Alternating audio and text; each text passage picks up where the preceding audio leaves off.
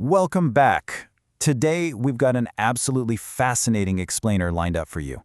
We're going to explore the hidden mechanics of human nature and the universe by digging into some profound concepts derived directly from ancient Eastern philosophies. We'll be looking at the intricate relationship between our inner minds, our focus, and the real power of genuine humility. It's a highly structured journey into the architecture of the spirit, so let's get right into it. Okay, let's dive into this. What do you think is the single most powerful force in the entire universe? Is it gravity? Maybe the energy of a collapsing star? Just think about that for a second. Well, according to the ancient texts we're analyzing today, the surprising answer is actually the human mind. The source material makes this incredible claim that the influence of our minds isn't just, trapped inside our heads. It extends way beyond the physical boundaries of our bodies, interacting directly with the very fabric of reality itself. Section 1. The Cosmic Power of Mind. To really grasp how this works, we're drawing on an ancient text known as the Yin Fu Jing, which impartially outlines the exact mechanics of how human emotions interact with the cosmos. It states, "When humans harbor killing intent, heaven and earth overturn." And this brilliantly illustrates how the source use human emotions. It suggests that profound negative emotions, like deep resentment or hostility, don't just affect you personally, they literally shift the cosmic balance. It's treated not as a poetic metaphor, but as a strict mechanical reality of how energy flows. The text goes on to elaborate that the mind's area of influence extends to the very edges of the universe. Think of it kind of like the vast, sweeping reach of a typhoon. In fact, the source claims that a single person's deeply held, concentrated resentment can actually block the energy of the entire universe. To put that into perspective, that is an immense, almost terrifying level of responsibility placed on everyday human emotion. Moving on to Section 2. The Mechanics of Jammy, or Immersion. So, if the mind is really that powerful, how do we direct it? Let's pivot to a totally fascinating paradox found in the Daesun Jinrihyo teachings about human focus. The text introduces a concept called Jammy. Let's break down the etymology here. While we often translate it simply as fun or immersion, the root characters actually mean nourishment and taste. It represents a state of absolute, energizing engagement. Essentially, true immersion in an activity acts as both spiritual nourishment and earthly flavor for the person experiencing it. But here is where things get wild. The text presents this completely non-moralistic revelation about universal energy. The source explicitly states that the universe rewards absolute immersion, period, regardless of the activity.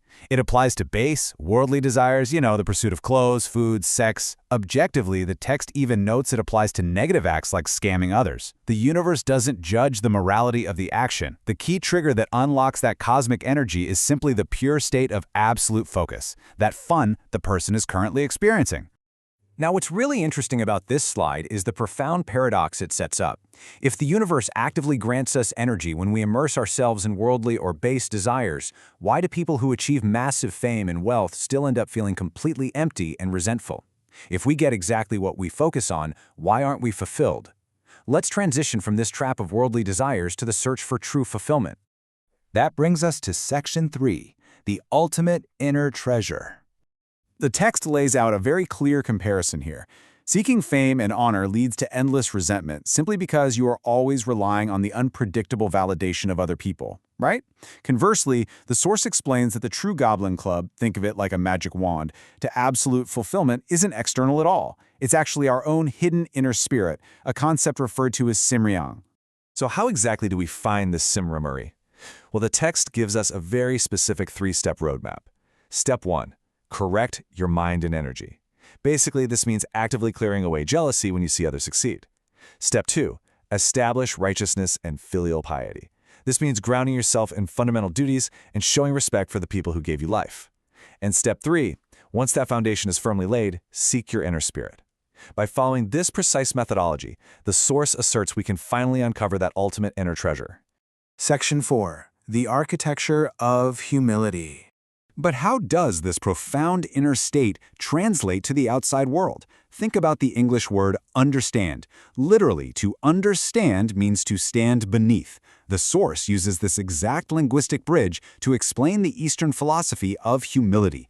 You absolutely cannot truly comprehend someone's mind or the world around you if you're constantly placing yourself above them.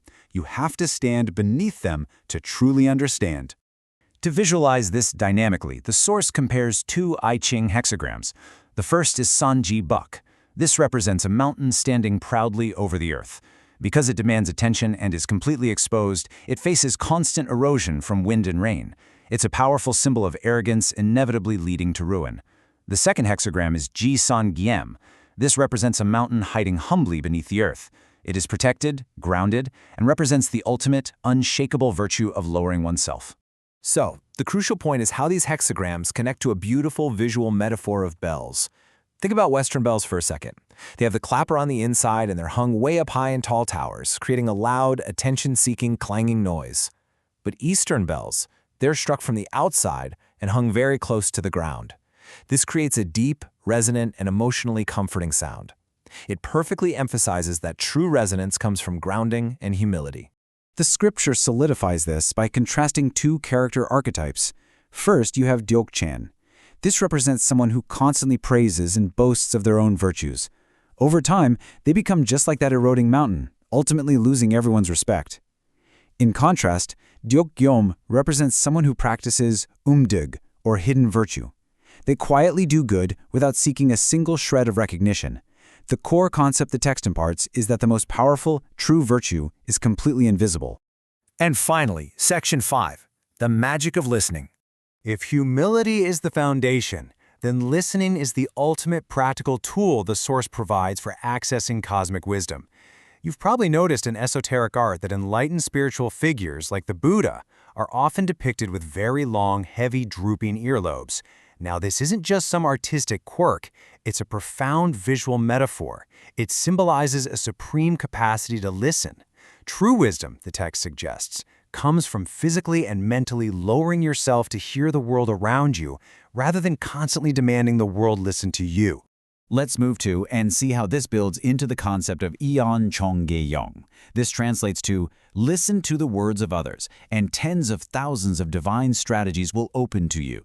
The source frames listening not just as good manners or being polite, but as a literal mechanism for divine inspiration. When you humbly listen to an employee, a friend, or even a total stranger, the universe rewards that humility with insight and strategies you could literally never generate on your own. Bringing it all together, the core thesis is beautifully simple.